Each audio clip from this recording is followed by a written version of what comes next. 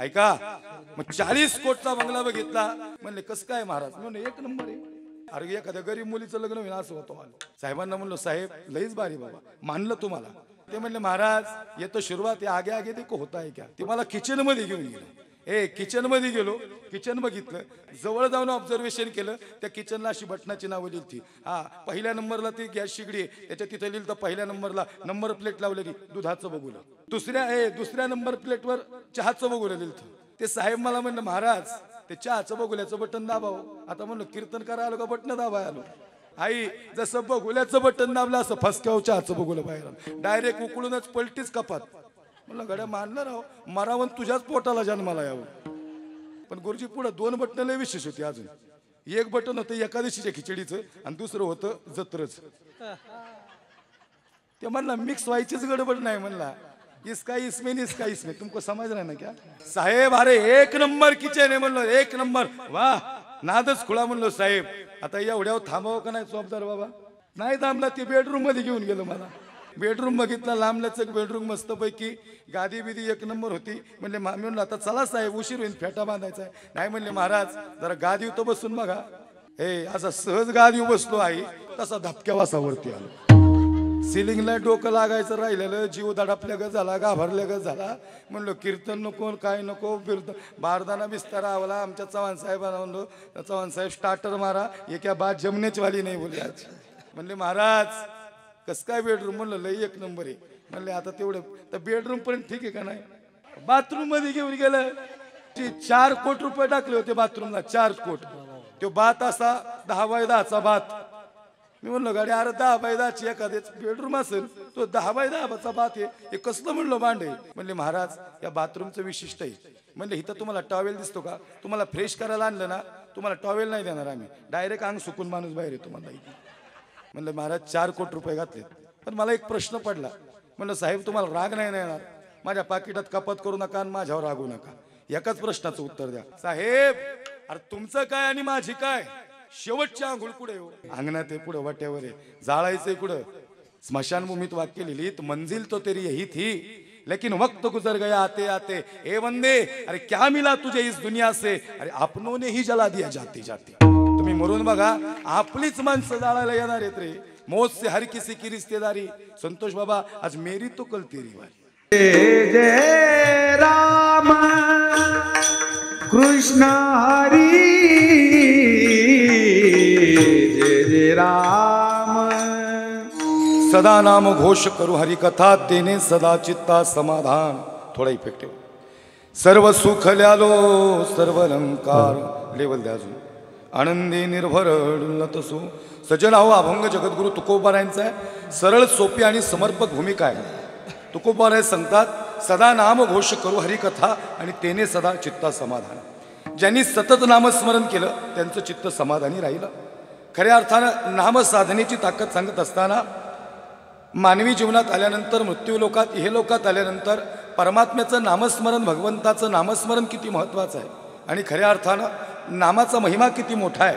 वारकरी संप्रदायाचा दंड काय मर्यादा आहे. मला त्यांनी सांगितले महाराज मोकळे खेळायचं आणि म्हणून खऱ्या अर्थानं छत्रपती सांगणार आहे. आता तेवढी एनर्जी नाही आवाजात पण सांगण्याचा प्रयत्न करेल. कारण महाराज सांगायला लागलो की मग खऱ्या अर्थानं धमन्यातलं रक्त सळसळ करतो ते ॲटोमॅटिक ती ऊर्जा येऊन जाते.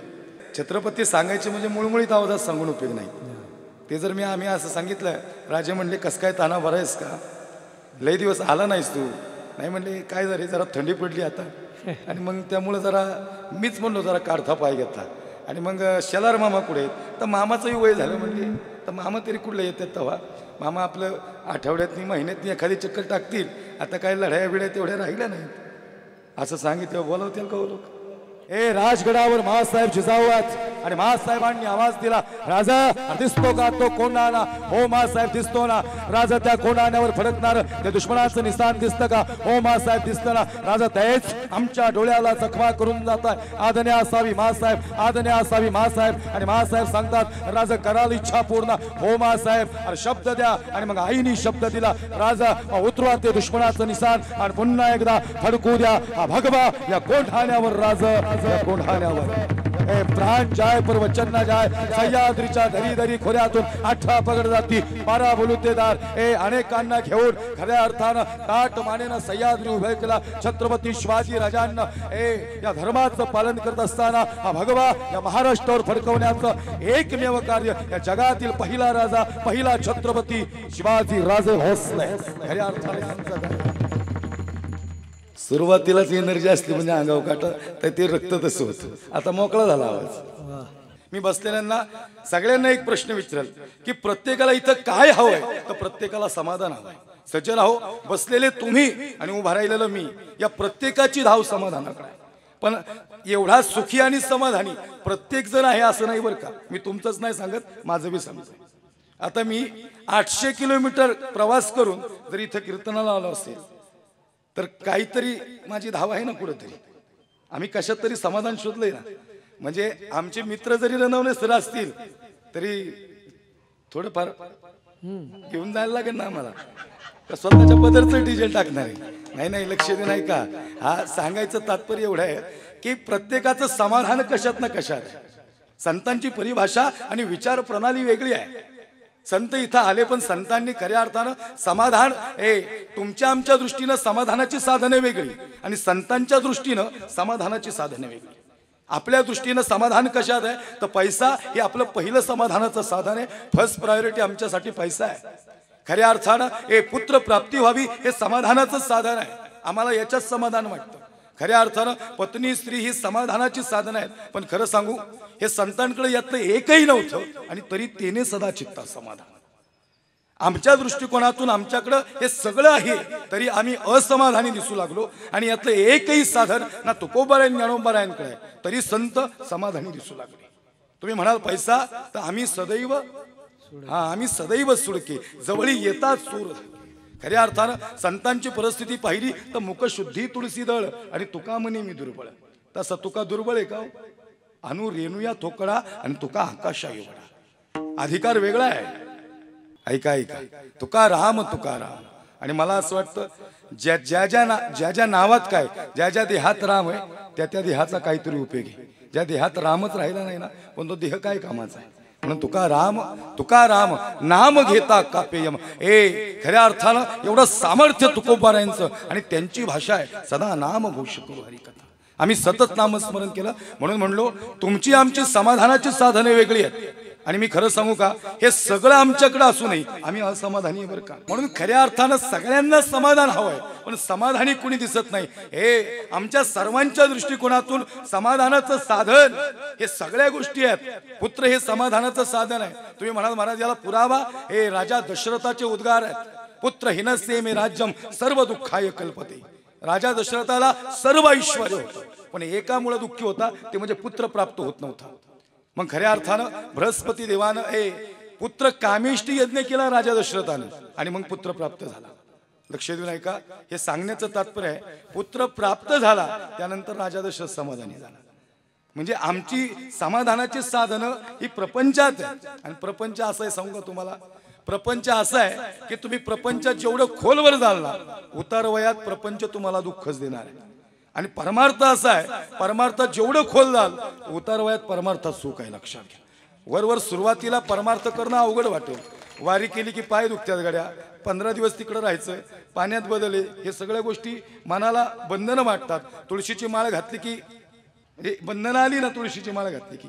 पण खरं सांगू तुम्हाला ही जीवनाच्या रक्षणाची तत्व आहेत परमार्थ तसं बंधनाचा वाटतो अरे परमार्थ म्हणजे काय या मनाला सैरतेत न धावू देता एक पारमार्थिक बंधनात बांधून ठेवणं म्हणजे परमार्थ आहे खऱ्या अर्थानं याला बाहेर न जाऊ देता एक विशिष्ट बंधनात बांधून ठेवणं म्हणजे परमार्थ आहे ती बंधनं नाही आहेत ती जीवाच्या रक्षणाची तत्व आहेत म्हणून समाधान आम्ही पाहिलं पण आम्हाला समाधान यात सापडलंच नाही आम्ही नाही तर त्यांनी पायी कीर्तनं चालू केली नंतर आम्ही 2 व्हीलर घेतली भिंतडे दादा आम्ही 2 व्हीलरवर कीर्तने केली नंतर 2 व्हीलरवर जमाना आता लांबून लोक बोलवायला लागली आता यूट्यूबचे चॅनल सगळे झाले याच्यावर आम्ही डिस्प्ले झालो त्यात आमचं गणेश भाऊचं एडिटिंग म्हणजे नेक्स्ट लेवलला आहे एक व्हिडिओ एवढा वेळ काम करतं वर्क करतं आणि जबरदस्त काय बोलायचंच काम नाही चांगलं एडिटिंग करतात आमच्याकडे त्यांच्यासाठी एकदा टाळी वाजवा आणि मेहनतीचं काम म्हणजे आम्हा सगळ्या कीर्तनकारांना पडद्यापुढे हे सोशल मीडियाला आणतात म्हणून आम्ही पडद्यापुढं, नाहीतर इथला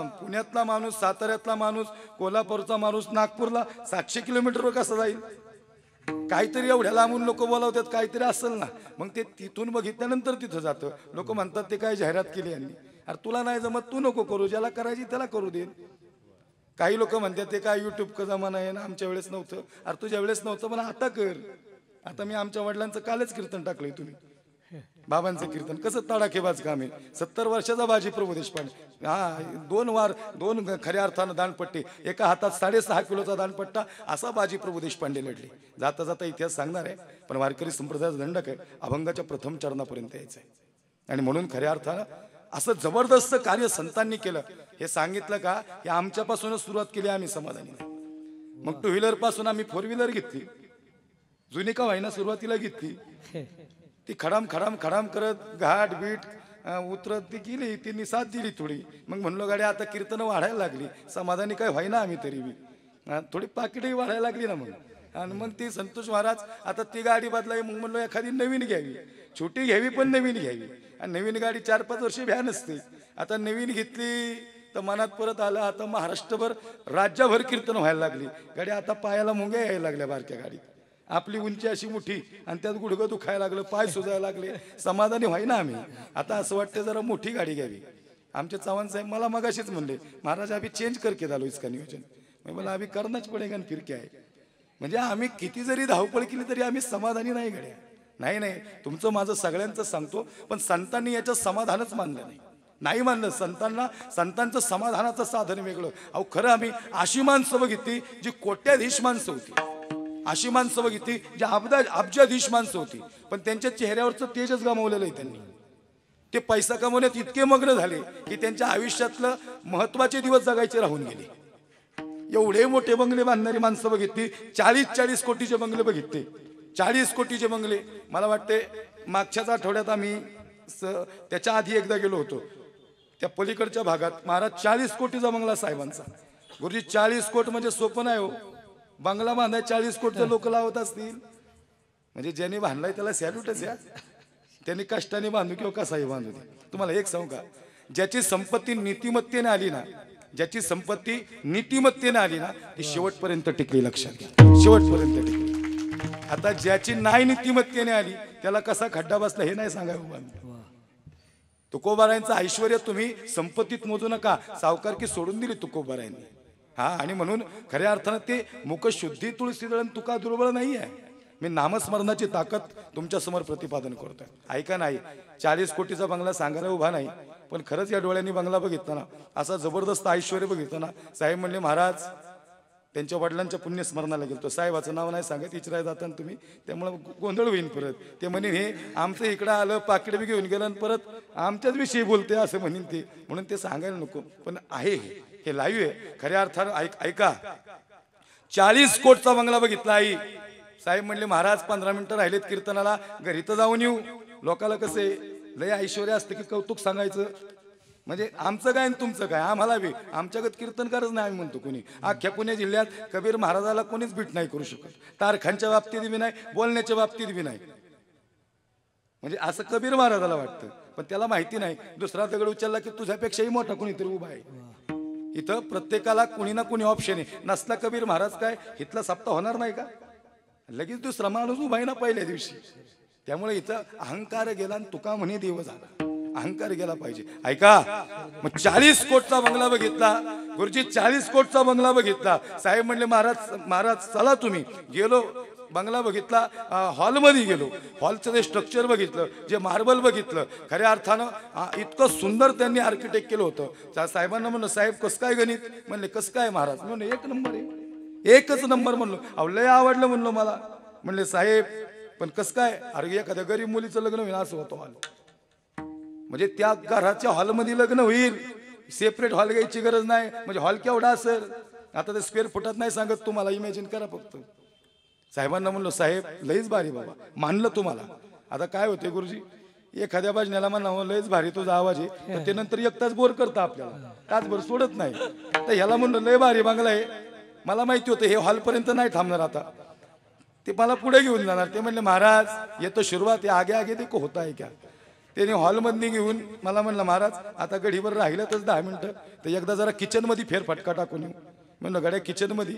आता म्हणलं मी कीर्तन करायला आलो का किचन बघायला आलो. आता मला सांगा महिला मंडळ किचनमध्ये पोहाला कोणी येईन का.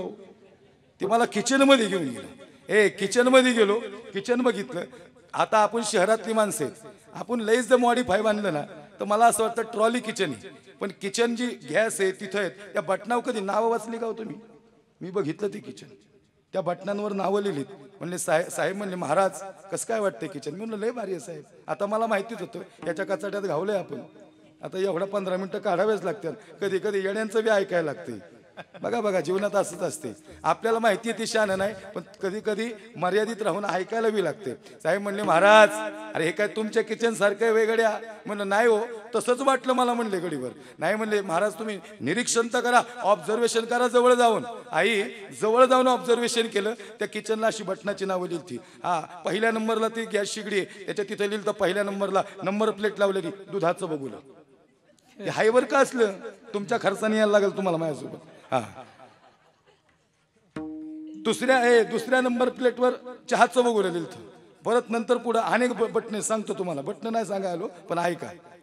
नंदराज बाबा ते साहेब मला म्हणलं महाराज ते चहाचं बघुल्याचं बटन दाबावं. आता म्हणलं कीर्तन करायला आलो का बटणं दाबायला आलो. म्हणलं गाड्या आता हे कुठल्या ह्याच्यात गावलं. म्हणलं अवघड झालं. आता दाबावं तर लागन बटन तिथलं. का नाही दाबलं तर अवघड आहे. हे राहिलं तिथं अडकलं ना मग ती देईल का तेवढ्यात कपात करीन ना ते पाकिटात. लक्ष देऊन ऐका. ते दुसऱ्या नंबरचं चहाचं बघुल्याचं बटन दाबलं. आई जसं बघुल्याचं बटन दाबलं असं फसक्यावर चहाचं बघुलं बाहेर डायरेक्ट उकळूनच पलटीच कपात. म्हणलं गड्या मानलं राव मरावन तुझ्याच पोटाला जन्माला यावं. आधीच लोक व्यायाम करणार तेवढ्यात तू सगळं मॉडिफाय आणलं आणि बॉम्बाललं सगळं. म्हणलं साहेब महाराज ह्याला लय खर्च केलाय हे काय सोपं आहे बेतावा. म्हणलं खरंच साहेब मानलं. त्या 2-4 बटनाचं काय नाही, पण गुरुजी पुढे 2 बटणं लय विशेष होती. अजून एक बटन होतं एकादशीच्या खिचडीचं आणि दुसरं होतं जत्रच. ते म्हणला मिक्स व्हायचीच गडबड नाही. म्हणला इसका इसमें इसका इसमें तुमको समझ रहा है ना क्या. इधर का इधर नको, चमचा नको, हे नको काय नको. महाराज असलं सांगा तुम्ही लय पार मारतातलं सांगल्यावर ते नाही डोक्यात बसे. साहेब अरे 1 नंबर किचन आहे म्हणलं 1 नंबर. वा नादच खुळा म्हणलो साहेब. आता एवढ्यावर थांबावं का नाही चोपदार बाबा.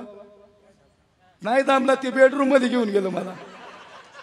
त्यांच्या मिशा तर लयच खतरनाक बाबा. असली माणसं दिसायच लय दुर्मिळ आहेत आता. मिशा काय माळा काय रुबाब काय. वा वा वा खरंच मानलं तुम्हाला. या जन्मात नाही पण पुढच्या जन्मात असा घेईन मी विष. खरंच शेलार मामा असंच असते. एक उडी टाकली तरी नुसता मामा असा हलायचा ना. हे राजा म्हणायचे मामा लय मोठं करतो तुमचं. माणसं दुर्मिळ आहेत बघा लक्षात घ्या. इथं प्रत्येकात विशिष्ट आहे आणि विविधतेने नटलेली माणसं आहेत भारतात. तुम्ही बघा ना कोणीच कोणासारखा दिसत नाही. काय सृष्टी बनवली असेल भगवंतानं. कोणीच कोणासारखा दिसत नाही. कोणीच नाही. आपण म्हणतो ना जुळी लेकर आहेत पण त्यांच्यातही थोडा फरक आहे ना. काय सृष्टी बनवली असेल काय विधात्याचा नियम असेल त्याला कोणीच चॅलेंज नाही करू शकत. लक्षात घ्या. नामस्मरण सांगतोय मग ज्यांनी हे बनवलं त्याच्या नामाला किती महत्व आहे हे सांगण्यासाठी सज्जना उभा आहे. बरं ते कुठं आलं तुम्ही बेडरूम पर्यंत. वा असले श्रोते असल्यावर मग काय 12 वाजते कीर्तनाला. लक्ष देऊ काय एवढं नाही वाजवणार 11ला संपवणार आहे. गुरुजी ते बेडरूम मध्ये घेऊन गेलं. सिस्टीमवाले मी प्रत्येकाला सिस्टीम लावताना बघितलं पण एवढं कीर्तन ऐकताना नाही बघितलं. म्हणजे आमचं कीर्तन यशस्वी झाले. लक्ष देऊ नये का. ते बेडरूम मध्ये घेऊन गेलं.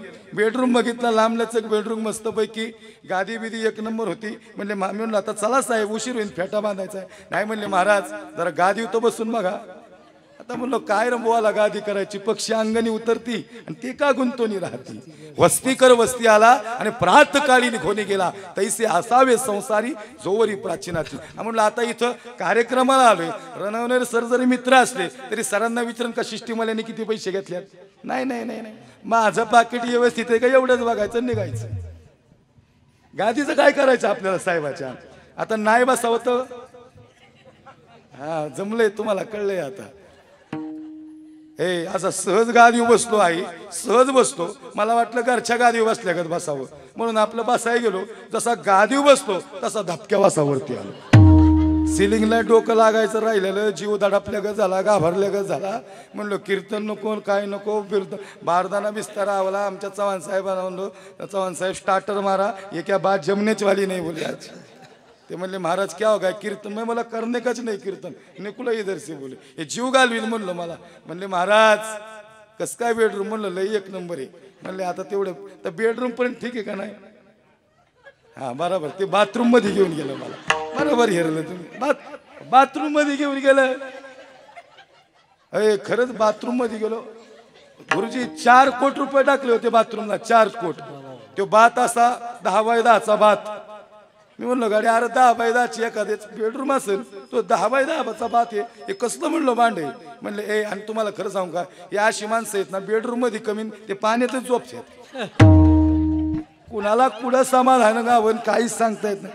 उगा आहे बघितलं बरं नंदराज बाबा, हे मी डोळ्याने बघितलं तर उगा सांगतो वय तवा. हा हे मग ते बघितलं, ते सगळं ऐश्वर्य बघितलं. म्हणलं साहेब कसं काय गणित. म्हणले महाराज या बाथरूमचं विशिष्ट आहे. म्हणले इथं तुम्हाला टॉवेल दिसतो का, तुम्हाला फ्रेश करायला आणलं ना, तुम्हाला टॉवेल नाही देणार आम्ही, डायरेक्ट अंग सुकून माणूस बाहेर येतो मला इथे.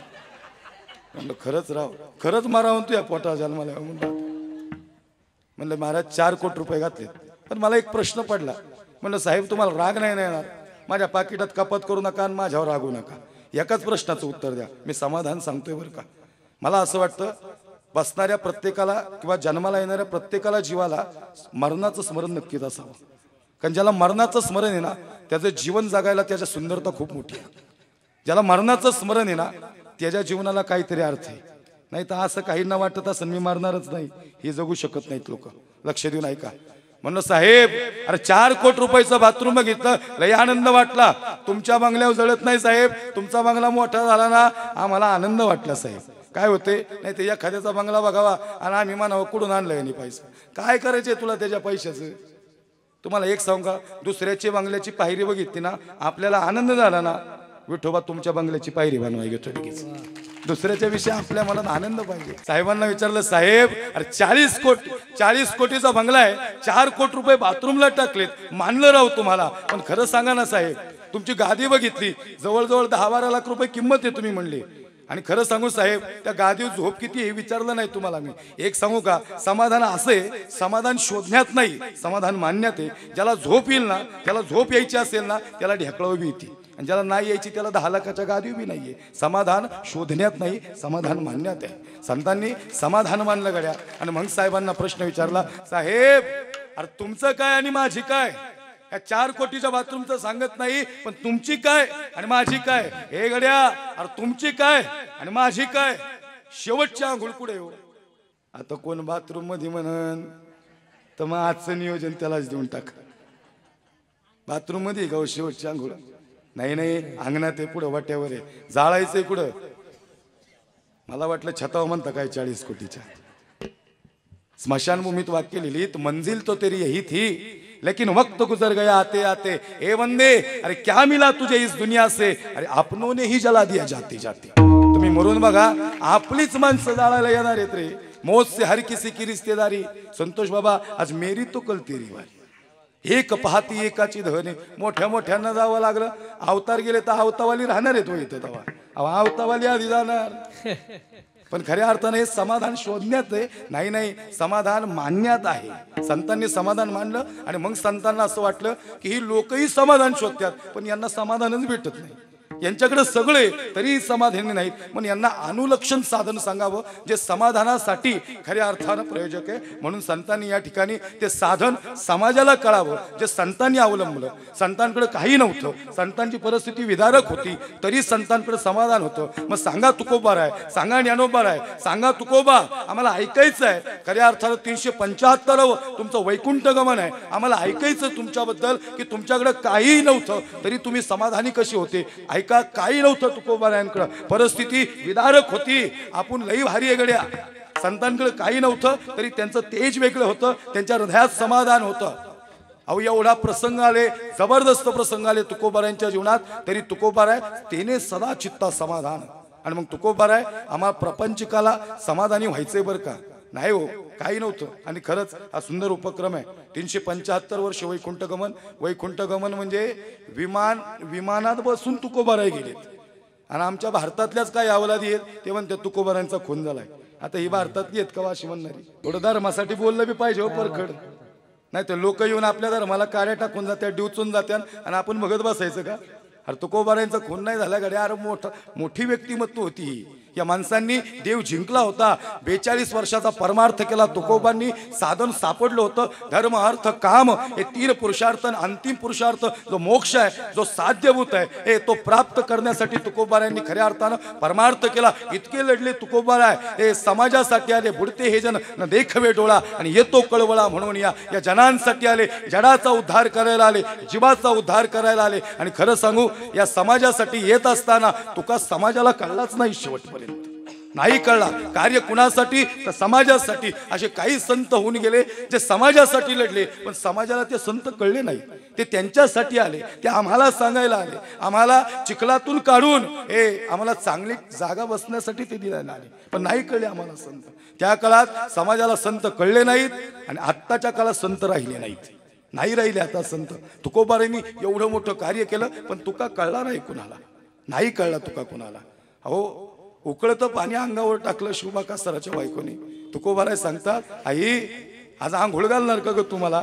आई म्हणती, हो तुकोबाराय आज तुम्हाला आंघोळ घालते. अगदी गरम पाण्याने. रोज काकड्याला जाताना आज चांगल्या पाण्याने. समाधान आहे का? तेने सदा चित्ता समाधान.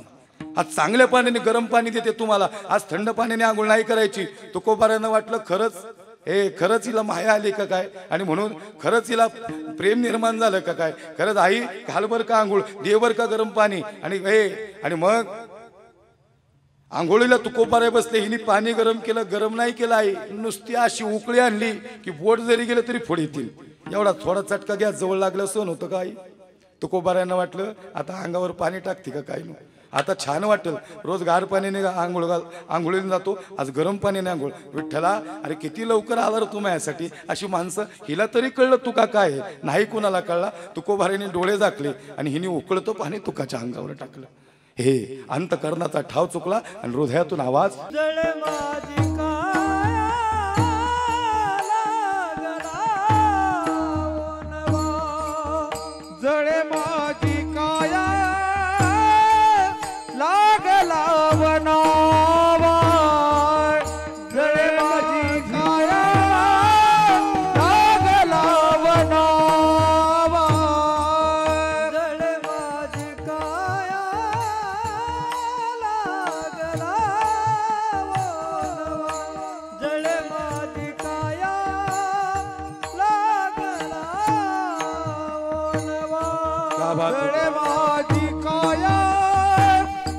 लागला वनावा. जळे माझी काया लागला वनावा.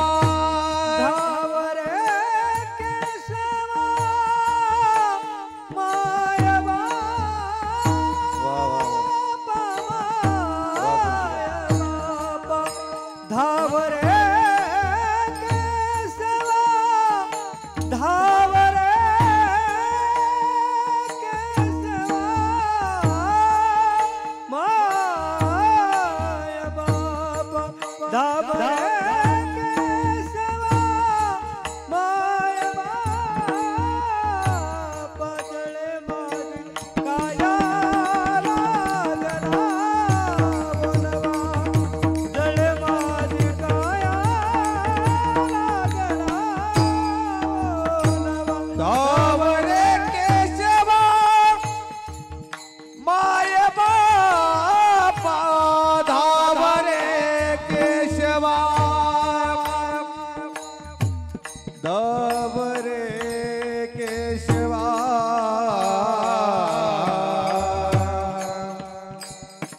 माय बापा.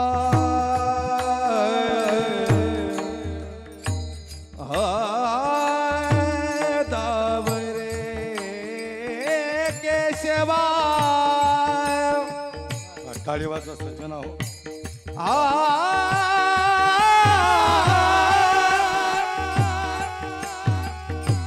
धावरे केशवा.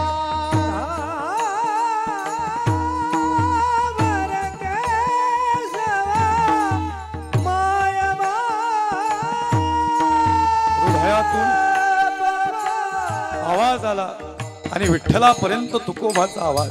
देवा, अरे मला वाटलं गरम पाण्याने आंघोळ घालेल रे, पण उकळतं पाणी अंगावर पडलं आणि डोळ्यात अश्रू आले तुकोबांचे.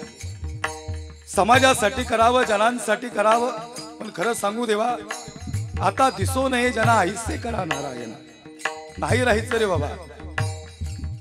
तुकोबांकडे काही नव्हतं तरी तुकोबाने समाधानी होते बरं का. आमच्या दृष्टिकोनातून आमची सर्व साधनं ही तुकोबारायांनी शून्य केली. खऱ्या अर्थानं तरी तुकोबाराय समाधानी होते. डोळ्यातलं पाणी आलं आणि विठ्ठलाच्या हृदयापर्यंत आवाज गेला असेल. विठ्ठला, येशील का रे एकदा तुकासाठी. तसं विठोबाचं आणि तुकोबाचं नातं खूप जवळचं बरं का. तुका जा रे, तू जा तुका, तुझ्यासाठी हा विठोबा नक्कीच येईल. ज्या ज्या वेळेस तू मृत्यू लोकात गेला असता तुका, अरे मृत्यू लोकात गेल्यानंतर समाजाकडून त्रास झाल्यानंतर तू म्हणला यावं लागल तर येणार. आणि आई तुकोबाने सांगितलं, देवा मुराळी म्हणून तुला यायला लागेल माझ्यासाठी. मुराळी राहिला नाही बरं आई आता. मुराळ्याकडे इतकं प्रेम अंत करणार आणि तुकोबानी परमेश्वराला विठोबाला मुराळी म्हणावं. तुकोबारांचे डोळे भरून आले. कोठे गुंतला बाबा, ए मुराळी येत नाही. आणि तुकोबारांचा अंत करून भरून आलं. त्यांनी समाधानाचं साधन शोधलं. 42 वर्ष परमार्थ केला आणि देवाचं नामस्मरण हे समाधानाचं साधन होतं. देवा, तुझं नामस्मरण केले रे बाबा, तरी त्रास दिला की रे समाजाने. आणि मग तुकोबांचा आवाज तो मुराळी सांगितला, आई तुमचे डोळे भरून आले. मुराळी लई दुर्लभ बर का. पहिला मुराळी यायचा ना, अशी पोरगी वाट बघत बसायची. काय तुकोबारांच्या अंतःकरणात भाव निर्माण झाला. मुराळी यायचा तर त्या बापाची पोरगी वाट बघत बसायची. 4 दिवस झालं बाप आला नाही. पोरीचा निरोप बापापर्यंत पोहोचत नाही. जुने दिवस. आणि मग भाकरी धापता धापता डोळे भरून आले. सासूबाई म्हणती, सुनबाई का डोळे भरून आले ग. काही नाही वाट, चुलीच्या झळ्या लागतात ना म्हणून डोळ्यात पाणी. बसलेल्या लेकीला मी विचारत, चुलीच्या झळ्या लागतात म्हणून लेकीच्या डोळ्यात पाणी का बापाची आठवण आली म्हणून. मुराळ्याची आठवण आली म्हणून डोळे भरून आले. 10 दिवस झाले बाप येत नाही हो. ज्याचा बाप गेला ना त्याला बापाची किंमत विचारा. आज ही या लेकी ही सगळी त्या बापाच्या फोटोकडे बघून रडतात. जोपर्यंत होती माणसं होती रे, लई प्रेम दिलं त्यांनी. पोरगी म्हणती, 15 दिवस झाले बाप येईना. भाकरीला फुगा आला असं वाटलं आज बाप येईल. 20 दिवस गेले, आज दाराकडे लक्षच गेलं नाही. आणि मुराळी म्हणून बाप पोरीसाठी उभा राहिला. बाप जसा उभा राहिला, भाकरी थापण्यात पोरगी मग्न आहे. आणि बापाने आवाज दिला, बाई, हे बाई येऊ का ग. नुसता बाई आवाज ऐकला, हे लहानपण आठवलं. तळहाताच्या फोडासारखी मला मोठं केलं. बापानी लई कष्ट केलं. आणि तशी धाडकन भाकरी थापून ते पीठ सोडलं, तो हे तवा सोडला आणि तशीच पोरगी उठली आणि कडकडून जाऊन बापाला मिठी मारली. बाबा, अरे लई आठवण आली रे तुमची. अंतःकरणातला ठाव चुकला आणि पोरगी ढासा ढासा रडायला लागली. मुलीच्या डोळ्यातलं पाणी बघितलं आणि बापाला दुःख झालं. आपली लेकरं जर अडचणीत असतील तर सगळ्यात दुःख मायबापाला होत असतं. लक्षात घ्या, आपली लेकरं दुःखात असतील, त्या जगाच्या पाठीवर सगळ्यात दुःखीत होणारी व्यक्ती म्हणजे आपले आईबाप आहेत की माझी लेकरं अडचणीत आली. आणि सांगू, ज्या लेकरांचं आईवडिलांवर प्रेम आहे ना, ज्या लेकरांनी मायबापाची सेवा केली ना, ती लेकरं आयुष्यात कधीच दुःखी राहू शकत नाही. लक्षात, कधीच नाही. आणि मग लेकीचे डोळे भरून आले. ढसा ढसा रडणारी लेक. बापानी दोन्ही बोटानं हे डोळे पुसले आणि अश्रू पुसत असताना बाप म्हणतो, बाई लोक वाईट आहेत का ग इथली. पोरगी म्हणते, तसं नाही हो, लोक चांगलीच आहेत. सोन्यासारखी माणसं दिली तुम्ही मला. अहो लई भारी माणसं आहेत. पण 15-20 दिवस झाले तुमची आठवण येते. बाप येईना म्हणून हृदयातला ठोका चुकला. तुम्ही अचानक उभे राहिले ना, म्हणून रडवा आवडलं नाही हो, म्हणून कोसळून पडले तुमच्यावर. हे पोरगी रडावी यात नवल नाही बर का, पण तुम्हाला वाटतो का हा कठोर काळजाचा आहे? नाही नाही, लोण्यागत मऊ काळीज आहे याचं. अरे त्यांनी बी मिठी मारून ढसा ढसा रडावं. पोरगी म्हणती बाबा अरे तुम्ही का रडता? अगं जसं तुला वाटतं ना मी तुझ्याकडे यावं, तसं मला बी वाटलं ना मी तुला भेटावं. तुका अरे जसं तुला वाटतं ना मी तुला घ्यायला यावं, तसं मलाही वाटतं तुका मी तुला एकदा येऊन भेटावं. आणि मग तुकोबारायांसाठी तो मुरारी जगाचा मालक पहिला आला पुरुषोत्तम. देवानं समाधानाचं साधन तुकोबारायांचं त्याचं नामस्मरण आहे. तिथं समाधान मांडलं तुका. अरे माझ्या नामस्मरणात तुझं समाधान आहे ना, मग तुझी सगळी कामं मी करतो. हरी कहता है मेरे मार्ग पर चलकर तो देख, तेरे आड़े हुए सारे मार्ग ना खोल दूं तो फिर कहना. मेरा काम कर कर तो देख, तेरा काम न कर दो तो फिर कहना. और मेरा नाम लेकर तो देख, तेरा नाम दुनिया में ना कर दो तो फिर कहना. आणि मग त्याच्या नामस्मरणात ताकद आहे. तुकोबांचा आवाज विठोबापर्यंत गेला. धावरे केशवा पाय बाबा, धावरे केशवा माय बाबा. तुम्हाला एक सांगू का, तुम्ही लेकरांसाठी किती पैसे कमवता ना, हे शुल्लक आहे गड्या. त्यांच्यासाठी तुम्ही संस्कार ठेवा. एक दिवशी ती लेकरं संस्कारक्षम होऊन हे जगात त्यात तुमचं नाव करतील काय. आणि म्हणून खऱ्या अर्थानं तुकोबारायांकडे काही नव्हतं. मग सांगा तुकोबा, आमच्या प्रपंचिकाला सांगा आणि अभंगाच्या पहिल्या चरणावर येऊ. सांगा तुकोबाराय काय असं साधन आहे जे आम्ही अवलंबलं पाहिजे, जे आम्ही घेतलं पाहिजे, ज्याच्यामुळं आम्हाला समाधान मिळेल. मग तुकोबाराय सांगतात, मी परमेश्वराचं नाव घेतलं आणि ते सतत घेतलं. ते अभंगाच्या पहिल्या सदा नाम घोष करू हरी कथा, सदा नाम घोष करू हरी कथा. सदा नाम घोष करू हरी कथा, सदा नाम घोष करू हरी कथा. तेने सदा चित्ता समाधान, तेने सदा चित्ता समाधान, सर्व सुख सर्व सुख तेने सदा चित्त समाधान आहे, तेने सदा चित्त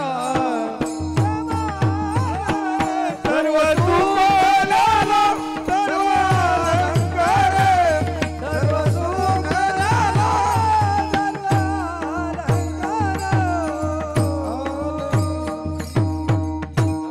आम्ही नामस्मरण केलं आणि आमचं चित्त समाधानी झालं. म्हणून देवाचं नामस्मरण जे करतो त्याचं चित्त समाधानी होतं. आणि जे चित्त समाधानी आहे ते परमेश्वराला आवडतं. म्हणून सदा नाम घोष करू हरी कथा, तेने सदा चित्ता समाधान. शब्द लय महत्वाचे आहेत. आम्ही कसं नामस्मरण केलं, आम्ही सदा नाम घोष करू हरी कथा, आम्ही सतत नामस्मरण केलं आणि तेने सदा चित्ता समाधान.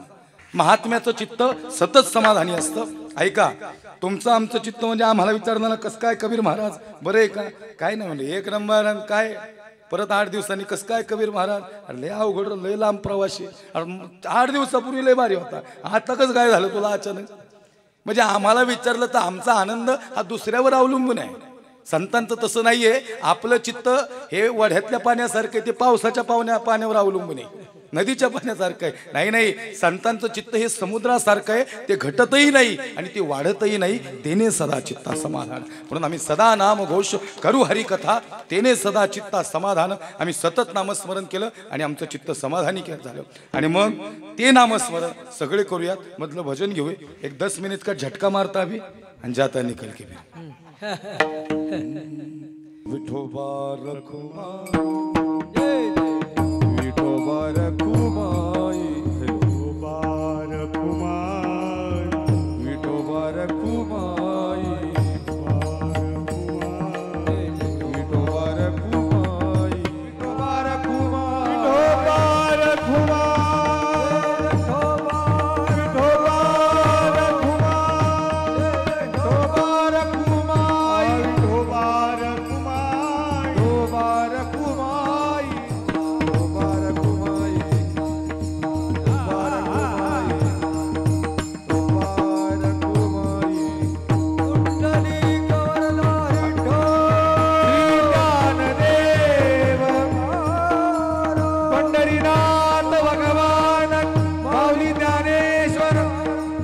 सदा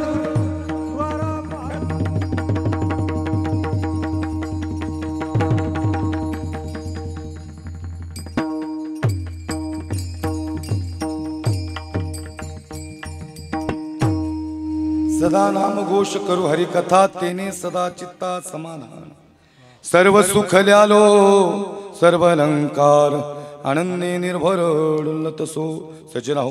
या ठिकाणी अभंग मोठा आहे आणि त्याची भूमिका पहिल्या चरणापर्यंत मांडली. अभंगाचा सरळ अर्थ आहे नामस्मरण केलं, भगवंताचं नाम घेतलं की खऱ्या अर्थानं चित्त समाधानी होतं आणि समाधानी चित्त परमेश्वराला आवडतं.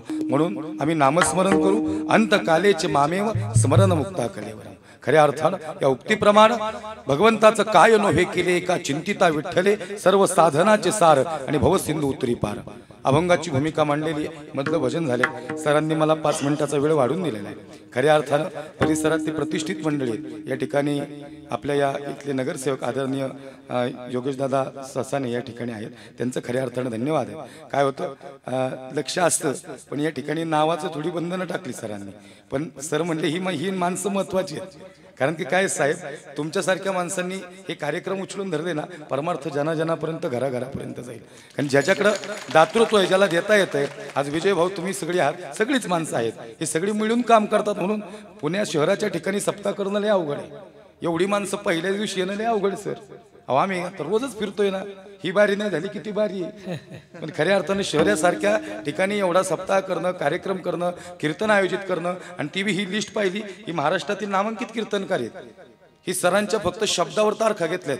नाहीतर आम्ही लय आडेवेळे घेतो. बघ थोडा रिटर्न सांगतो उद्या, अरे मोकळीचे सांग. म्हणजे तसं नाही बरं का. म्हणजे खऱ्या अर्थानं हे सगळं असताना सगळं तुमचं सगळ्यांचं सहकार्य आहे. म्हणून तुमच्या सहकार्याने हा कार्यक्रम उभा आहे. मला माहिती आहे याची प्रत्येक वर्षी खऱ्या अर्थानं हा कार्यक्रम वाढत चालला आहे. आणि तुम्ही तुमच्या दातृत्वामुळं खऱ्या अर्थानं तुमच्या आर्थिक सहाय्यामुळं कार्यक्रम हे खर्च करणं सोपं नाही. आज आम्ही म्हणजे 25-30च्या रेंजमधले असू द्यात ते जाऊ द्या, ते आम्ही आमचं समजा कसं काय. पण खऱ्या कीर्तन करा. अहो येणार त्याला गाडी त्याला पैसे द्यायला लागणारच ना. खर्च नाहीत का. हे गायक मंडळी येणार आहेत, त्यांचा प्रपंच संसार आहेत. लोक म्हणतात ह्याने एवढे पैसे घेतले काय त्या चर्चा करू नका. परमार्थ करायचा आहे. नाही तिथं आम्ही 4 तास एखादीला नाचायला लावले कितीला 4 लाख देतो. नाही कळलं का तुम्हाला. इथं येणार नाहीत लोक तशी हे सांगा. तिचं पोट आहे त्याच्यावर. हे शूटिंग चालू आहे. फक्त सांगायचं काय परमार्थ वाढला पाहिजे. धर्माचे पालन करणे पाखंड खंडन हेच या करणे काम बीज वाढवावे नाम. धर्म म्हणजे जात नाही. या ठिकाणी आज तुम्ही माझी जात ओळख विचारली का मला. कोणी म्हणलं का मुस्लिम समाजाचा माणूस आहे कसं काय कीर्तन करतोय. इथं बस त्यांना काही माहिती बी नाही मुसलमानाचं. म्हणजे आता मी का माहिती करून दिली. आम्ही जात मानतच नाही. आम्ही कुठल्या जातीचे याच्यापेक्षा महाराष्ट्रातल्या मातीचे ना ही गोष्ट लई महत्वाची आहे.